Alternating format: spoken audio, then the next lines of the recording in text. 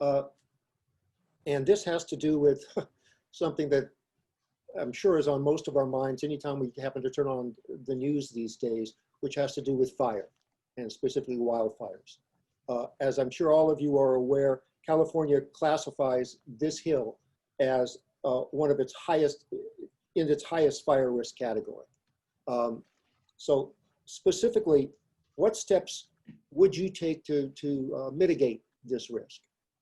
This is something obviously that affects all of us. And Gain, we'll start with you.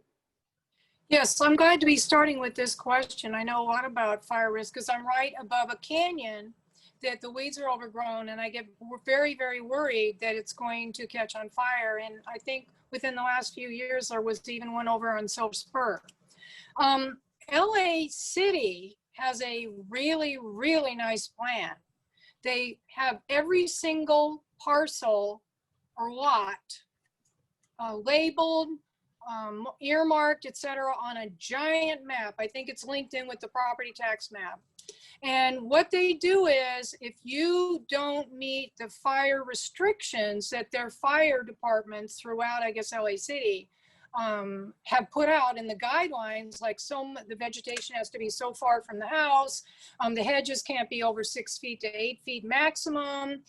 They don't want fire prone type hedges that have high resin in them, like ficus hedges do.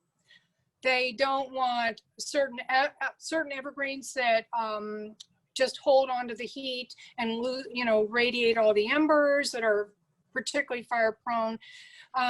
And then if you miss the inspection, they fine you $100 if I remember correctly. And then it goes up. So there are fines, real cash fines, that if you're not in compliance with what the fire department says for your home. Now I called them up and I said, why don't we have that? And they said, oh no, we live Palos Verdes estate alone. They handle everything themselves. And I said, but look at all the fire risks we have, and we're a high risk neighborhood.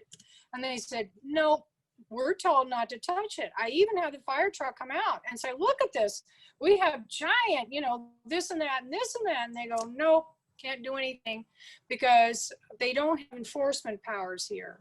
But everybody within LA City, I would adopt their plan. Okay, great, thank you. Bill, same question to you.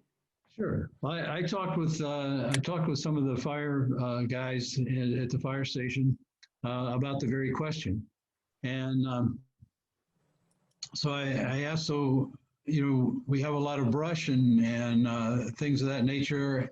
What's the answer? What can you guys do to help us out? And the answer was the same thing that Gain got. They said we can't do anything. This all belongs to the city, and we don't touch it. So I got to thinking, how in the world can we partner with our residents to reduce our fire risk? Well, part of it is, I think, education. There was an email that went around from Marcel Herrera either today or yesterday that talked about fire and forming defensible zones around your house, where trees should go, how far away, what kinds of different hedges, that sort of thing. And I think we need to keep people informed. We also need a mitigation plan for the city that causes us to clear brush and things like that on a regular basis. And it's part of, it's just part of what happens in our city. I talked with them a little bit about evacuation and how we would do that. There are only 7 entrances to PV, so they said probably your best bet is just pick whatever one where there's not a fire and go for it. So, okay, well, that's a great plan. So anyway, I think we need to focus mostly on clearing brush and creating defensible zones around our homes. Okay, great, thank you. Jim, I think you're up next. Sure.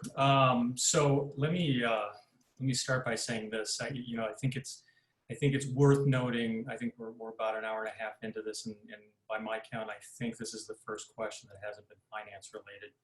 And I think that that is an important point to make because, you know, our city was founded to avoid being annexed by Los Angeles. It was founded for the purpose of providing public safety and to protect our parklands, to protect the deed restrictions and make sure that the character of our neighborhoods was maintained. And I think it is notable to some degree here that the discussion about finance generally, and I'm not talking specifically in this forum, but just generally, sometimes crowds out a lot of issues like this. And fire risk is a very important issue, obviously. We have it in spades, and especially in upsloping areas where there's a very substantial risk of a fire ladder being created. And I think the city has to be on top of those things, and we need to elect leaders who are prepared to do the entire job of a city council member, prepared to address fire safety, prepared to address and maintain views, prepared to deal with neighborhood compatibility, prepared to provide public safety, and prepared to address pension liability and imbalanced budgets and all of those things that are required that really are just table stakes for doing the business that we all want the city to do. Thank you. Got it. Thank you. Dawn? Great. Well, what Jim just talked about is it really alludes to what I was talking about regarding needing to have a long-term plan and understanding what our priorities are and what are all the different services that we need to provide. And one of the problems is that with the cost reductions that have happened recently, you know, weed control and tree trimming has just not made the cut, and it's putting us at risk. And there are two elements to this. One is the parklands and the city area, right? So what we need to do is we need to assess all the fire hazards and have an inventory around the weeds and the shrubs and the trees to identify where the risks are and remediate as appropriate. We need to review the frequency to ensure that it's appropriate and we have sufficient budget. Some types of areas or vegetation might need more frequent trimming than others. And so I appreciate that the city manager has brought in a new contractor because the last one wasn't doing as good of a job. And we just need to ensure that as part of that contract, there's a quality review component to make sure that the work is getting done well. So one piece of it, as I said, was the parklands and the open spaces, and we need to monitor those. Maybe we need to do abatement multiple times a year. But the second piece, I forget which one of the other candidates talked about, is really around the homes. You know, I appreciate that the fire department, I can't remember what frequency, but I live across from a canyon. I've got a lot of trees on my property, and the fire department comes and does an assessment of my home and tells us where we're at risk and where we're not. And that really helps us to know if we're doing a good job of managing, as Bill says, the defensible spaces. So there's also education of the residents that's required. And I think that email that Marcel sent out had a video from the LA County Fire Department. And so we've got to put both pieces together, resident responsibility and city responsibility. Right.